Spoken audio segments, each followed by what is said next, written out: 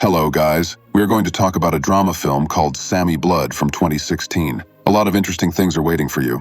The film begins with the protagonist, an elderly woman named Christina, driving in a car with her son and granddaughter. The car radio is playing national songs of the Sami, a small people of Northern Europe, to which the protagonist belongs. However, she declares that she wants nothing to do with these people and that she does not like their songs.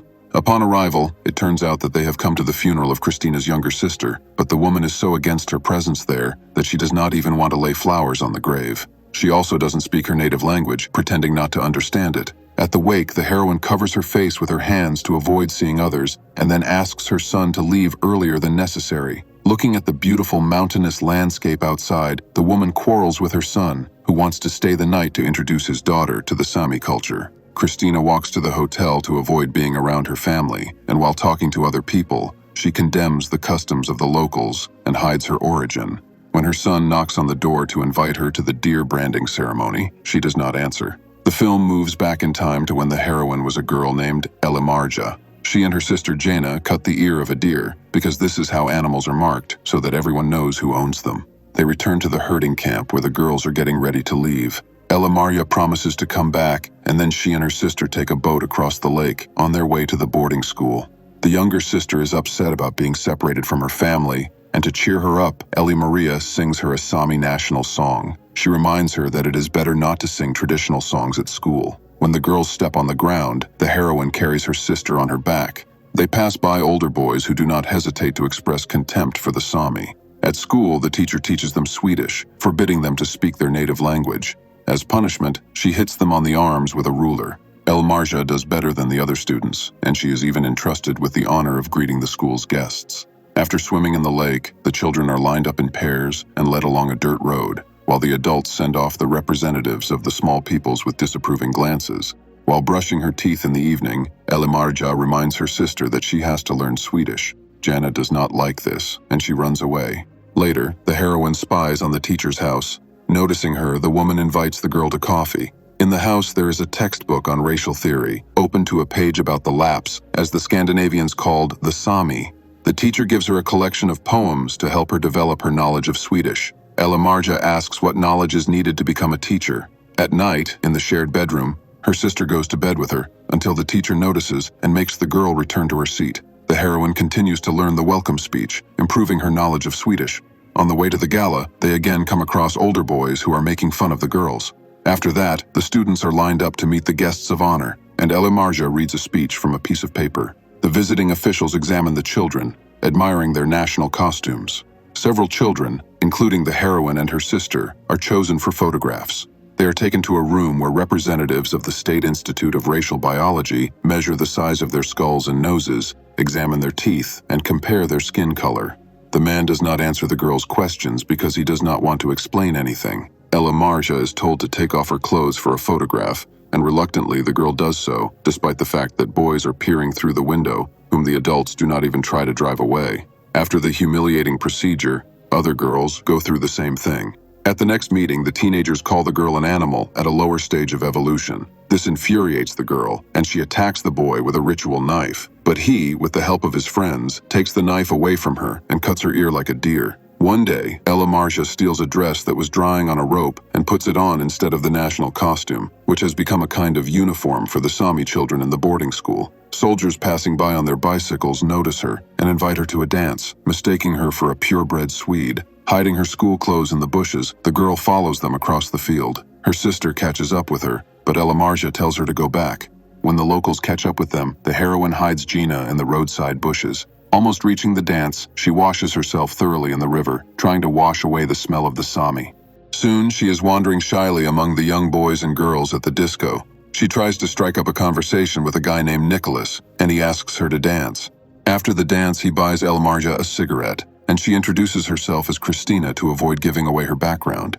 She asks about life in the city where she plans to move. Later, they go to a secluded place and kiss. The girl is distracted by the appearance of her sister, who is looking for her with her teacher. Yina's appearance causes hostility among those present, and the heroine is taken away. When she returns to school, she takes off her stolen dress and changes into her national costume under the strict supervision of her teacher and tutor. She is then beaten on the back with rods as punishment. After this incident, the younger sister harbors a grudge against the heroine and does not want to talk to her, and Maria plans to move to the city for permanent residence. To do this, she asks her teacher to give her recommendations for further education there, but she opens her eyes to the bitter truth. Graduates of Sami boarding schools are not accepted into regular Swedish schools. Studies have proven that the Sami are not fit for life in civilization. Due to the injustice of the social system, the heroine forgets about her studies for a while. When she meets her sister, she tells her in her native language that she is leaving. When she asks why, she calls her insulting names and says that she is not able to understand many things. This brings tears to Maria's eyes. The heroine runs away across the field to catch a train. She looks out the window as the landscape flies by, taking her further and further away from her past life and her own family. Waiting for the passengers to fall asleep, she steals a suitcase with clothes. When she gets off the train, the first thing she does is burn her hated national costume, finally breaking the connection with her ancestors. Soon, the heroine takes to the city streets in her stolen clothes. She wanders, enjoying the unusual scenery, on her way to the house of Nicholas, her dancing partner. However, he was not home. Not knowing where to go next, she tells his parents that he invited her to visit and that she can stay with him. She is invited to dinner and is called Christina again. Then she makes up a story about her family, almost giving herself away with small details. Late at night, the heroine lies in bed and hears him discussing her with her mother.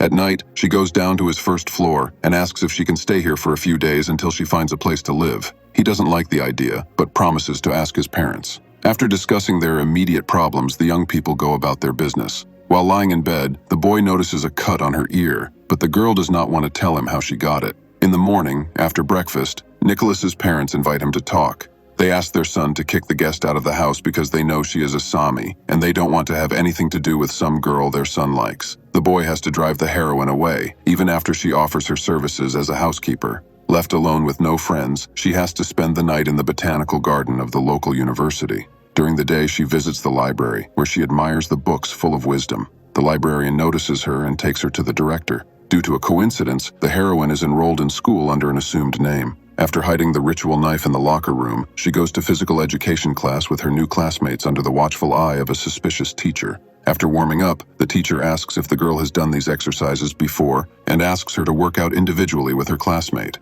After class, in the locker room, one of the girls offers Christina to put on lipstick, and she agrees. During a friendly conversation, the girl asks why she needs a knife. The heroine reacts violently to this and pushes her to take her memorable gift.